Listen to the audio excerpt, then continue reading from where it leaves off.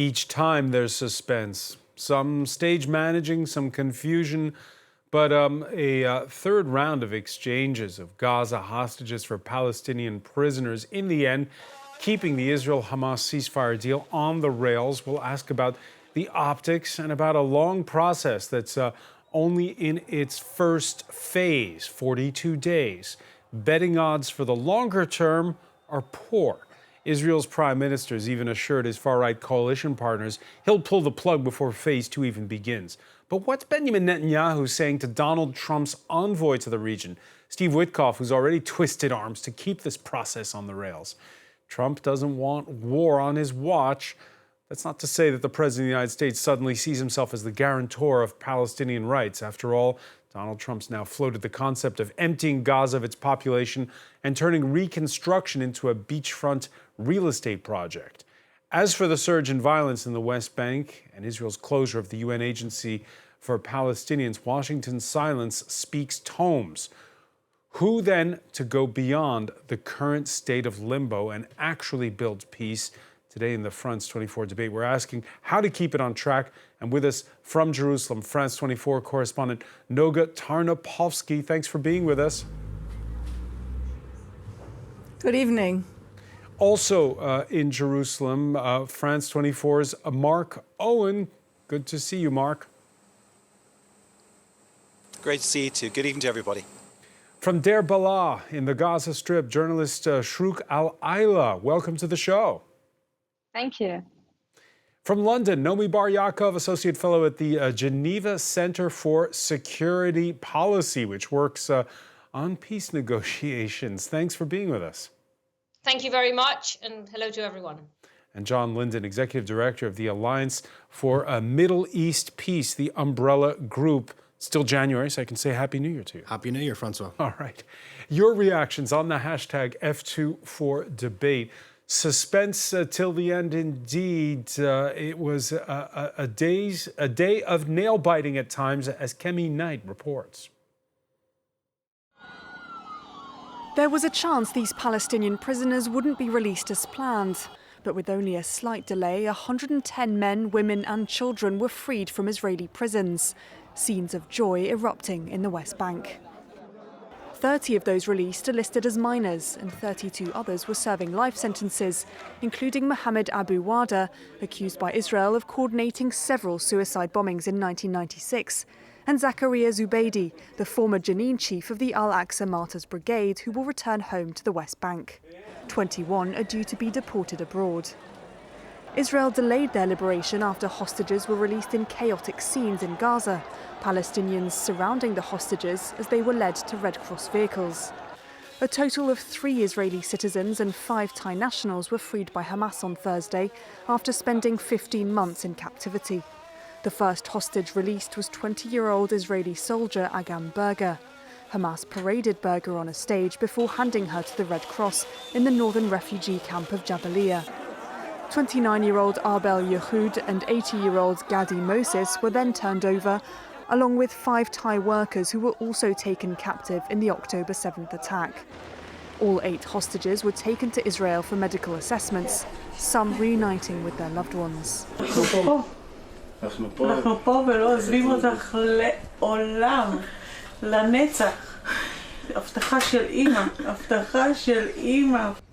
According to the ceasefire deal that began on January 19th, a total of 33 hostages should be freed during the agreement's initial 6 weeks, in exchange for nearly 2,000 Palestinian prisoners. Noga Tarnopolsky, a lot to unpack in what we saw in that report. First off, we had what we've seen already, these the parading of the hostages in the case of that 20-year-old.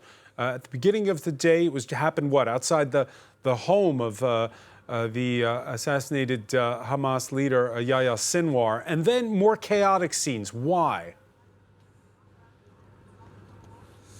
Well, Hamas is trying to shape the international narrative, and I think we should question whether or not they're succeeding. They have developed a modus operandi of displaying captive Israeli soldiers like trophies on stages. Today, the last one was released, so we shouldn't expect to see a lot more of that. And with civilians, this is now the third time we've seen them parade them or almost shove them through, loud, often armed crowds. I will say that I don't think these scenes are working out in the international arena the way either side would want. In other words, even in the Arab world, in Arab media, and among simple Gazans who are returning home up north, we are seeing more and more comments asking, what is this? That this is a horror. Why has Hamas done this? So it's not going over necessarily the way they hoped. And for Prime Minister Netanyahu, it almost goes without saying, he has promised Israelis what he's called total victory for now almost 16 months. And these images, if anything, and his demand today that Hamas take control of the crowds, that Hamas not allow this, this is an acknowledgement on Netanyahu's part that he has not achieved total victory. He's actually demanding from Hamas to exert a sort of sovereignty here. So narrative-wise, I don't think it's working. In terms of us viewers of these images, of course, it's difficult to forget what we've seen. Shruk Al-Aila, how touch and go did it feel today? Is this par for the course that there are delays, or was there actual nervousness that this exchange would not take place?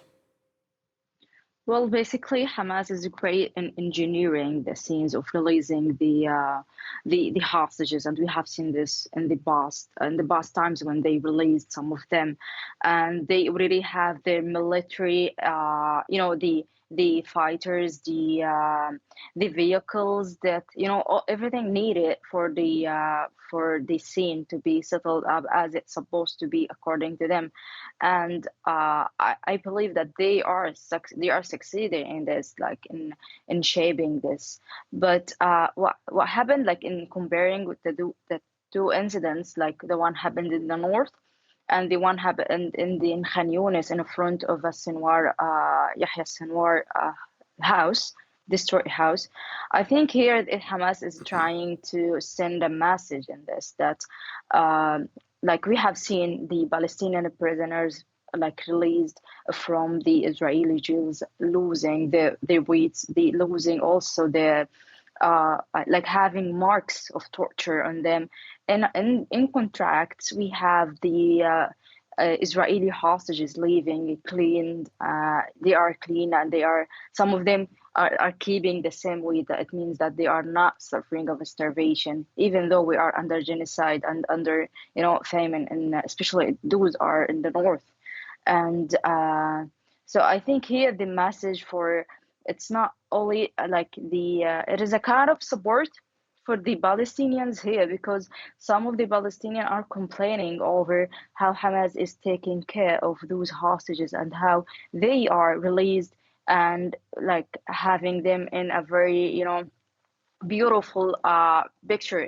I mean in terms of they are clean, their clothes, and they are on the stage waving to the people. And so in contracts, how we are having our own Palestinian prisoners released, and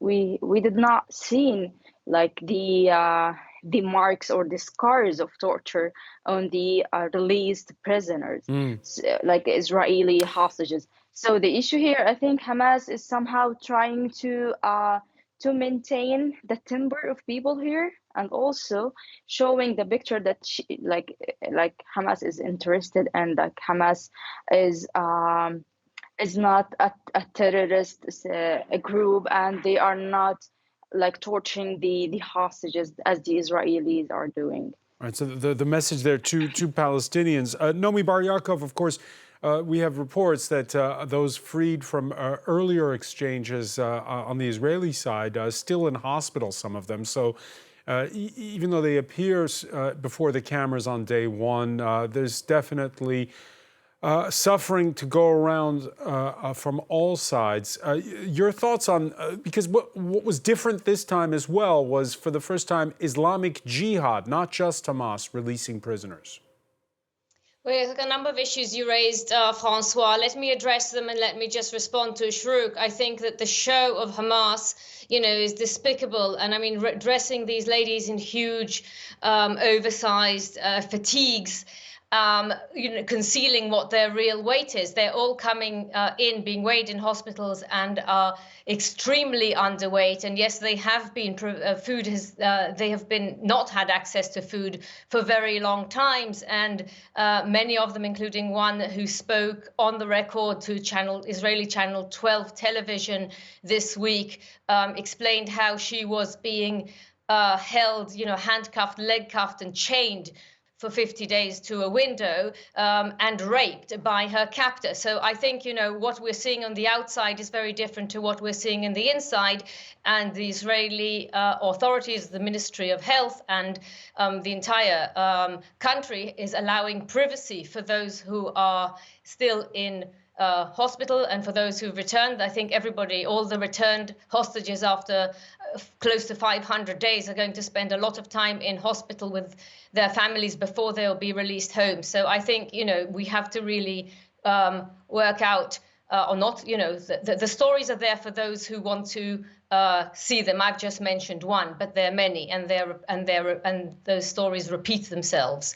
Many of them have been held in isolation and tremendous cruelty under tremendously cruel conditions. So we shouldn't we shouldn't buy into the show. In terms of the Hamas Qassam brigades, the military wing, and the Islamic Jihad al-Quds brigades, I mean, we saw a totally chaotic scene in Han Yunis, and there was no need to parade the two hostages, one 80-year-old, and it's a miracle he survived, and a 29-year-old who was mistaken for a soldier. They didn't believe her that she wasn't a soldier. Both of them from kibbutz near Oz that suffered a tremendous loss. It will remain to be seen when the stories come out. I mean, as I said, they are all going to be given privacy. But in terms of the relationship between Islamic Jihad and Hamas, clearly there was a problem, because Arbel Yahud, the 29-year-old you're just seeing in the screen hugging Gadi Moses, both from the same kibbutz, she was supposed to have been released on Saturday. And it was only because I think Prime Minister Netanyahu said he will not open the Netzarim corridor and won't allow the Palestinians to return back home because of that breach, because all the civilian women should have been released first, that Hamas and Jihad came under pressure from the mediators to release her today with Agam Berger and with Gadi Moses. The issue really is that the mediators here are doing the work. And I think that should give us a lot of faith. There's clearly a lot of chaos. There are clearly issues between the different factions in Gaza. We saw them today. I don't think we will see the same show between Hamas and Islamic Jihad in future. I think the message was very clear. It caused the delay of the release by a few hours of the Palestinian prisoners. And again, there was a threat by Prime Minister Netanyahu that the prisoners will not be released unless there is a firm guarantee on the part of the mediators that this will not recur. So and he got that commitment. We should not forget that there is a situation room in Cairo with intelligence and defense officials from the countries of the mediator, namely Qatar, Egypt, the US, and of course representatives of the groups that are involved in the actual release. So, Israelis and Palestinians, not necessarily, and Islamic Jihad and Hamas, not necessarily sitting in the same room, but clearly they're operating their phones, they're in touch, and that's why, and I think we can say that there has generally been success on the part of this monitoring, verification, and compliance mechanism. Success so far. It's interesting, Correct. John Linden, listening both to Noga Tarnapovsky and to Shrouk Al-Aila. The question is about the optics, right? Both for your domestic audiences and how they're playing out for the wider world. And, it all depends on what's on your algorithm, doesn't it, John? Yeah, well, people are going to view the parts of it they feel that sort of justify their prior position going into this. The deal itself is clearly imperfect from both a Palestinian and an Israeli perspective. But the kind of theater that's been put around it in the successive releases in the Gaza Strip, it's dehumanizing. I mean, it's ultimately these hostages who should never have been taken hostage in the first place, who should have been released earlier, absent any kind of a deal, being used for internal sort of population conditioning, right? Hamas, we know from a poll taken in December of last year, only 5% of Palestinians in the Gaza Strip want to see a Hamas-led government on the other side of this war. They're more unpopular now in Gaza than any time since I'm aware polls have been taken. So they're concerned about the external audiences, but they're much more concerned, I think, internally about emerging in fatigues with automatic weapons and displaying a sense of control in order for them to try and emerge on the other side of this, I think, in power. Without creating equivalence, there's something similar inside Israel as well, where the deal itself is popular. People need to remember that 80% of Israelis wanted a deal. And even when they saw this deal, which had some bitter pills for Israelis to swallow, still a comfortable majority support not just this phase, all three phases. They want to favour the release of all hostages in return for an end to the war. So I think for Prime Minister Netanyahu, who is trying to manage a very right-wing coalition, a very right-wing electoral base, he is trying to present what do appear to be images that are very difficult for Israelis as somehow a victory as well, by delaying the Palestinian prisoners this afternoon, for example. Now, the problem is, because both sides are incentivized to present what is a compromise as a victory, it means every time we have one of these stage-managed events, the possibility of something going wrong, of a miscalculation, of something happening that could torpedo this deal, it recurs week on week. And I think I'm pleased to hear that Steve Witkoff is going to be speaking with Donald Trump's envoy. Exactly, about the second phase. Because once we begin to get some level of clarity on what that will be, we get out of the vulnerability here where we only stay in this phase and anything could go wrong to overturn it. Talks for that second phase, first phase to last 42 days, are due to begin next Monday. And after the first liberation, Donald Trump's Middle East envoy made his way this morning to what's known as Hostages Square now in Tel Aviv, where hostage families have gathered daily since last year. Mark Owen, you were there.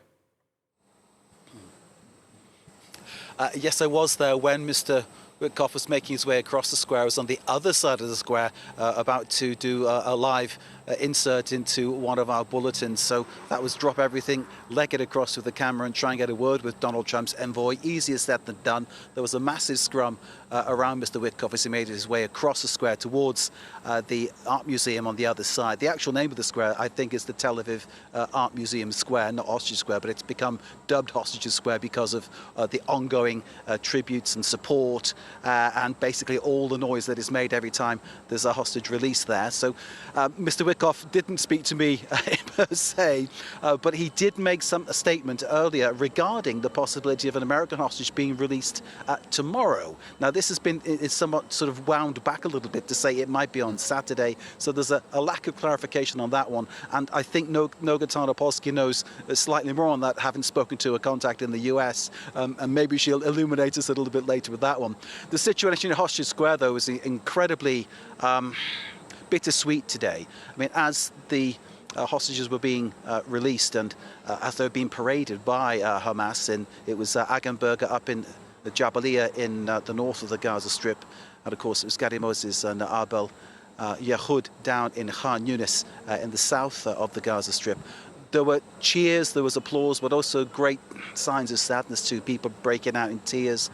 There's a real sense of emotion and tension around all of these things. And if you can put the politics to one side and put all the other issues and religion and everything else to one side and just think about the human aspect of this, you know, if it was one of your children, one of my children that was in this position, you know, we'd be completely fraught, upset and desperate to get them back. So, you know, one can see that is great to sort of see a family reunited as well. And one thinks also on the Palestinian side of things, because whilst one talks about the numbers of Palestinian prisoners that were exchanged today, it was something like, I think, 110, and some 20 will be exported to live somewhere else because Israel says they committed heinous crimes and they should not be allowed to go back to Gaza, should not be allowed to go back to the West Bank.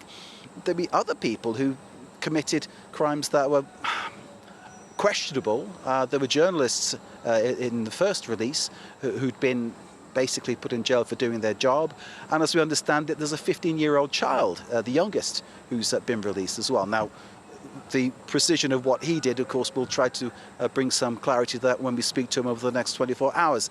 But certainly you can see on both sides there is great tension, great emotion, and it's a constantly evolving and difficult situation. Then when you add all the political aspects into it, you see why it starts to feel like a very fragile truce and a deal that perhaps is very, very tested to go even beyond the stage it's at right now. It's that difficult, Francois.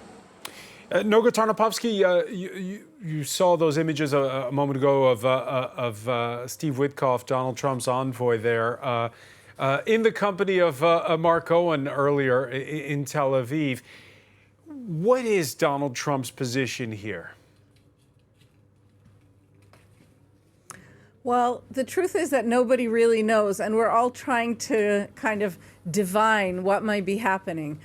Israeli media commentators and Israeli government leakers have been very busy in the last 2 days saying that Donald Trump meant it, that his hostage envoy, that maybe even Mr. Witkoff are dead serious when they talk about basically emptying Gaza of Gazans. There was even an unattributed quote making the rounds today saying that, well, you know, or as if Trump had said this, that if Egypt and Jordan are unwilling to take Palestinians, some other Arab country will. And this is why I was interested in trying to find out today what Stephen Witkoff's position is. He's an unknown quantity. He's a New York real estate mogul and a longtime personal friend of Trump.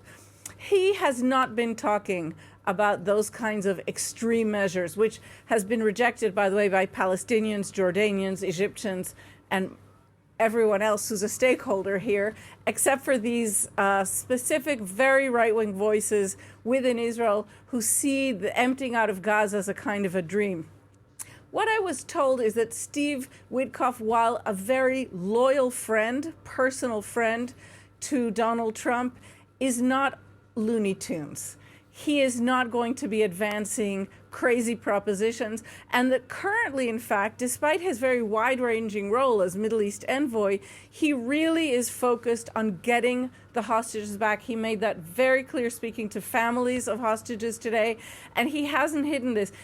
In and of itself, this does create a conflict between Netanyahu and Trump. Trump wants this deal done and doesn't seem particularly interested in Netanyahu's political challenges with his own government. So what we have seen the Israeli Prime Minister do is take Mr. Witkoff, who does not have a partisan or political job at all, he's a Middle East envoy, to meet with his most hard right coalition members, the finance minister, who says that if war is not resumed within 3 weeks, he will leave the government and topple the government.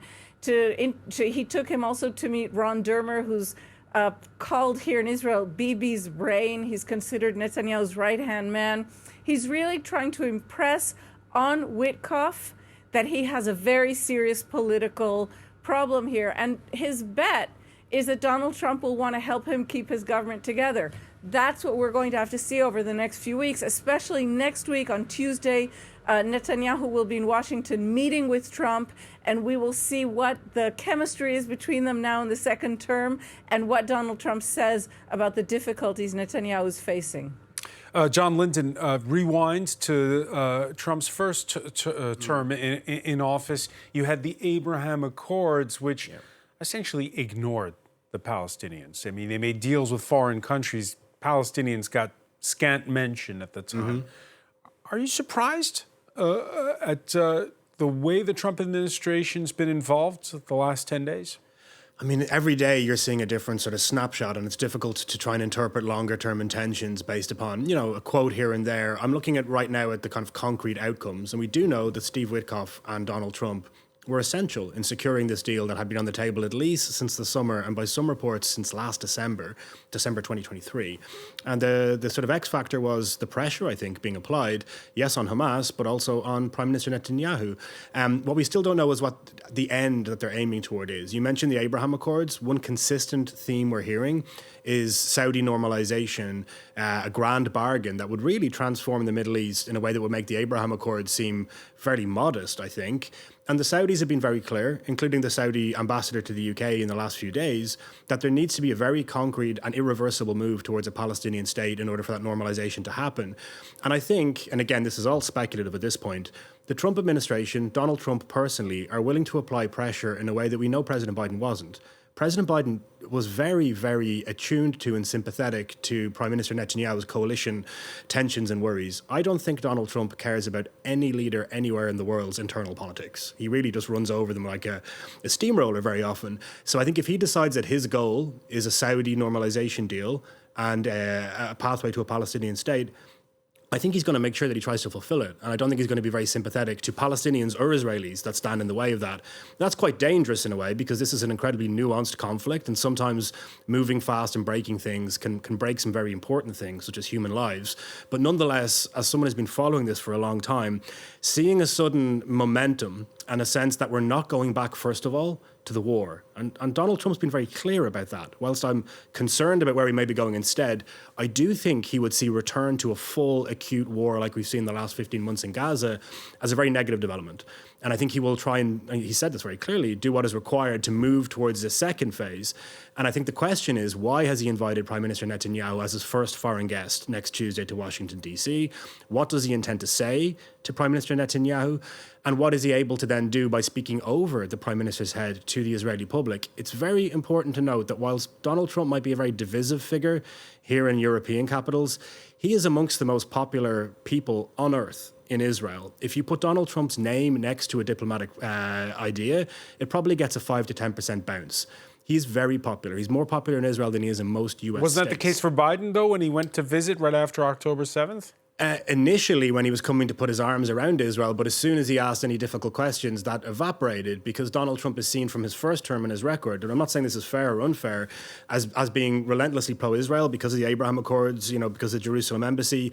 And also there is, again, whether it's fair or unfair, a sense that the Republican Party is more institutionally pro-Israeli than the Democratic Party. So he has a lot of freedom of action here. Now, the other side is that Palestinians are very skeptical of Donald Trump because of their experience of the first term. They're also quite angry at the Biden administration over the conduct of the war in the last 15 months. So I think what's going to be very interesting is to see how Donald Trump speaks to leaders in the region, but also to populations, and most importantly, narrowcasting to Mohammed bin Salman. I think he remains the most important actor outside of the Jordan and the Mediterranean. And if he and Donald Trump decide on an outcome, I'm not sure there's all that many people working in the region itself that are going to be able to stop it from at least progressing towards a second or third stage of this ceasefire. So, Shrouk Al-Ayla, for now, the guns are quiet where you are. They've gone silent. Citizens that you speak to in the Gaza Strip, which foreign power do they look to help them stay silent? Well, basically now the only thing that people are looking for is not politics. They are just all looking for a place to stay at. Those people who got displaced for over a year now are returning to their place in the north to find nothing. They're just waiting for them in the north. I mean, in terms of homes and buildings. So basically, you have seen the floods of people moving from the south to the north. After 15 months of being displaced and locked of being returning to their homes in the north. Like most probably what people are thinking about now is to find a place to stay at. So they are not talking as much as you imagine about the politics. What matters with them now that the shooting or the killing is silent, and next they are just waiting for a source of stability, I can say, in terms of finding a place. And even though the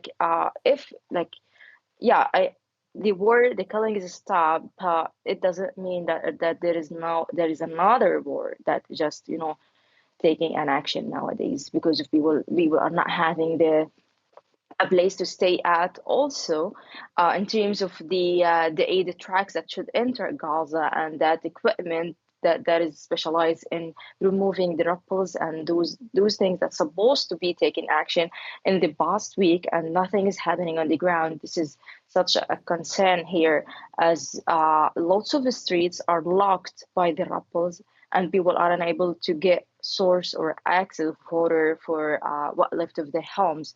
So people somehow they believing like returning to the north is such a big sign that this war will not resume, but also the delays and some restrictions over the entering of the materials and equipment that should be for for hospitals, for municipalities, and so it is such a concern that there might be the ceasefire will be on track, but it will not go as smoothly as we are seeing in the agreement, and there will be lots of delays and wasting of time, as well as people now are just in hold waiting for an action on the ground in terms of the the first aid, the medical supplies, the materials, that is needed for the reconstruction, and so. Yeah, Mark Owen, you hear there what Shruk is saying, very concrete things that are needed. Equipment to clear roads, equipment to build at least temporary housing, medical supplies, a lot of that done by the UN's Palestinian agency, UNRWA, which as of this Thursday officially is banned, even though the UN says for now its operations are still continuing both in the West Bank and in the Gaza Strip. The United Nations Relief and Works Agency, set up in 1949 to look after the needs of refugees, Palestinian refugees all across the Middle East. I spoke with Jonathan Fowler, who's a spokesperson of UNRWA, earlier this week as the offices were being shuttered up, boxes packed, tearful staff leaving the premises. It's all being shut down. This all comes from a law passed by Israel's Knesset back in October in the wake of a discovery that a number of UNRWA staff were part of the Hamas attack on southern Israel on October the 7th, 2023.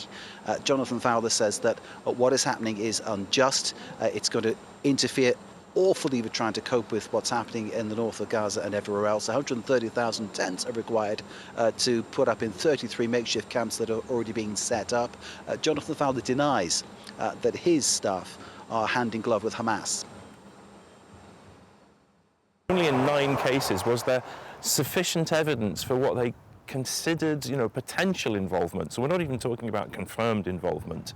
9, and yet we would hear from the Israeli authorities that we're entirely infiltrated by Hamas and other armed groups. Well, we have 30,000 people working for UNRWA, 13,000 of them in Gaza. Statistically, this is completely spurious, and it just illustrates that the goal is actually to just use allegations without evidence to attack us, to get rid of us. And Jonathan Fowler went further in explaining what he understands is going to be the use for that land. He pointed out that it is a UN compound, so it's multinationally owned, and basically Israel, in theory, doesn't have the right to act the way it has, but we are where we are. Jonathan Fowler says that the intention is to turn the UNRWA compound into accommodation so that Israeli settlers can move in what is essentially a Palestinian part of town. So, Nomi Bar Yaakov, at this point in time, guns quiet in Gaza, and there's political pressure from Israel's #1 ally, the United States, to keep it that way.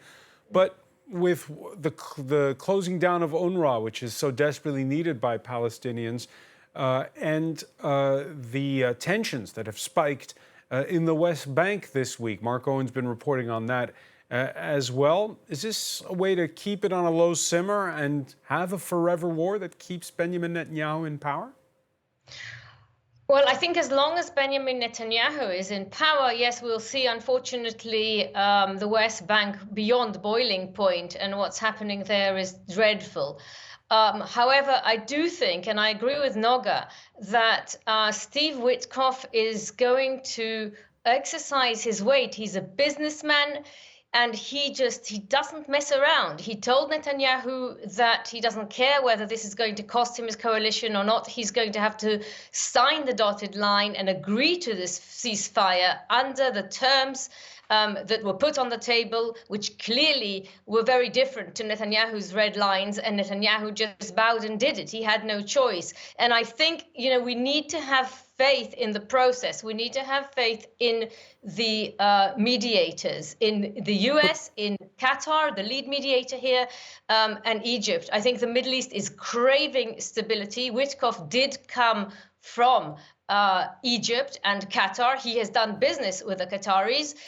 They saved him by buying his Park Lane hotel in New York.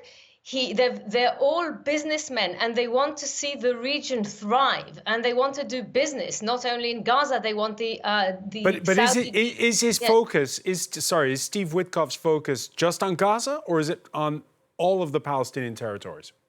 No, I think it's on the whole region. I think he wants a stable region, and eventually, that means two states. And I think, again, as Noga said, I think it's going to be very interesting to see what Trump says to Netanyahu on Tuesday, but even more interesting to see what he's going to say after he meets the Saudis and the Qataris, because he does tend to just, he's incredibly impulsive, Donald Trump. No one knows exactly what he's thinking. Everyone knows he wants the Nobel Peace Prize. Everyone knows he wants money. And in order to get to peace and in order to make money, you need to have two states. And those two states, that there cannot be a Palestinian state in Gaza, and Gaza cannot be evacuated. It's a nice idea to have glitzy hotels, and sort of get nice in inverted commas, not nice seriously, to get quote unquote rid of the population. The population is not going anywhere, and temporary housing is being moved in. And Shruk, yes, is saying it's maybe not moving as fast as the Gazans would like it to see, but there's been a destruction that's been taking place over 15 months. It's going to take a very long time, but certainly there is an urgent move to get temporary caravans in and to get as much of the essential materials that need to get in. And I think Steve Witkoff is not looking only at Gaza. I think there's going to have to be a move, as Prince Khaled, the Saudi ambassador to the UK that John mentioned, has been reiterating in the last days, but everybody, the foreign minister of Saudi Arabia too, there's going to have to be a Palestinian state, and the end goal needs to be made very clear. And I think we are in a confidence building measure process. We are seeing confidence being built by the fact that we are seeing, in fact, more releases that were envisaged, that the hitches which were expected, we were expecting there to be daily breaches, and there are daily breaches of the agreements, but there is a mechanism that is working. And we have a very powerful American president who is willing to use as much leverage as necessary in order to get this through. So hopefully this is the beginning of a new trajectory. But the Palestinians need to work out who is going to govern Gaza and how. There has to be a government that is acceptable to all. It has to be a Palestinian government that can run Gaza and obviously not threaten Israel in any way. So there are a lot of balls in the air, but I do have faith in the process. I do think the Qataris are extremely experienced. They've worked very, very hard to earn the reputation as mediators, and they think they will continue. And I think it's important to note that the Prime Minister of Qatar, when he announced the ceasefire, Steve Witkoff was in the room with him, and he thanked Steve Witkoff personally. And if you look closely at the footage, you'll see that, he had a very sort of genuinely open smile, said, "Oh, I know this guy, and, we trust him. We trust him to deliver." And that's what Qatar wants to see. John Linton, how much, though, does closing the UN agency that, is most responsible for a lot of the schooling in the Palestinian territories, how much does closing that undermine the whole process that Naomi's been describing? Well, again, it's another example of ordinary people being the victims, throughout the last 15 months, throughout the last 80-something years, really, for the political failings that are taking place locally and geopolitically. UNRWA, whatever one thinks about it, is a major provider of health and education to an enormous number of Palestinians in Gaza, in East Jerusalem, and in the West Bank. We've talked very little about the West Bank. The situation in the West Bank, if Gaza wasn't in ruins, would be right now what we'd be in the studio talking about, because it's the worst year on record in the West Bank. Airstrikes now a few times a week. There hadn't been any for 20 years. And if you're saying they're going to close down the schools in Palestinian refugee camps during the most violent period on record, that from both Israeli and Palestinian perspective seems like a pretty dumb thing to be doing. And I would hope that Donald Trump, taking the politics out of this for a moment, if he wants, and if Steve Witkoff want, an off-ramp from the violence of the last 15 months towards confidence-building measures, as Naomi mentioned, towards a diplomatic paradigm rather than one around violence, we shouldn't be shutting anything that is providing stabilization and care to either Israelis or Palestinians right now. But it goes beyond that. We can't just sustain what we have. We need to build new things as well. The institutions that we have, including UNRWA, are very, very old. They reflect an Israeli-Palestinian conflict, as Mark said, from a 1949 analysis. We haven't built a new institution around the Israeli-Palestinian conflict since the Quartet, which is moribund now because of the situation with Russia. I would love to see the international community come together, not to replace anything, but to build something brand new that looks very square at the reality in 2025 and actually empowers ordinary Israelis and particularly Palestinians. Both populations, but particularly Palestinians, they're frustrated with their leadership. I mentioned that 5% of Gazans want a Hamas-led government. It's not that many more West Bankers that want a current Mahmoud Abbas-led government. Whatever we think about the leadership currently in place, they do not inspire the trust of young Palestinians. And I think a lot of Israelis are very frustrated with the leadership that they have as well. We had the judicial protests before October 7th, and we still have a reckoning that needs to come with regards to people in power and how they managed the threat in Israel on October 7th. I would love to see the world come together and really seed institutions that scale civil society initiatives that put power in the hands of young Israelis and Palestinians who've been deprived of contact with each other and the chance to look at these problems themselves and figure out solutions together that guarantee equality, peace, self-determination for both peoples. If Donald Trump was smart now, coming together with international allies and speaking over the heads of leaders that I suspect he's quite frustrated with, directly to populations and being able to empower them, linking them up to regional networks, it sounds ambitious, but what it does is takes away the acute violence that we've had. We have a 15 months of this reality being shaped by murder and kidnapping and devastation. Imagine what would happen now if we began to put civil society organizations, young people, think tanks, people coming up with solutions to problems to the fore and actually stop calling Prime Minister Netanyahu and Prime Minister Abbas quite as often. That would create pressure. And I think he has the ability to speak over the heads of leaders. The last president who had this level of trust amongst the Israeli population was Bill Clinton, quite a long time ago. And there was several times under both Yitzhak Rabin's prime ministership and Prime Minister Netanyahu's where he went over the head of leaders and he actually spoke directly to the populations. And I think President Trump has the chance right now to do the same. All right, just before we go, should tell you, because we haven't mentioned it yet, among those freed, 5 Thai hostages. Among them, farm laborer Wachara Sriaun. That sparked tears of relief in that northeast Thailand's Udon Thani province earlier. We've been waiting for over a year, hoping and praying for him to come back to us. This is what we've been praying for every day. In the end, there was no warning, nothing to prepare us for this. And we wish him a happy homecoming. We'll have to leave it there for now. So much more to talk about. I want to thank Noga Tarnopovsky and Mark Owen in Jerusalem, Shruk Al-Aila in Der Bala Gaza Strip, as well as Nomi Bar Yaakov in London. John Linden, thank you for being with us here in the France 24 debate.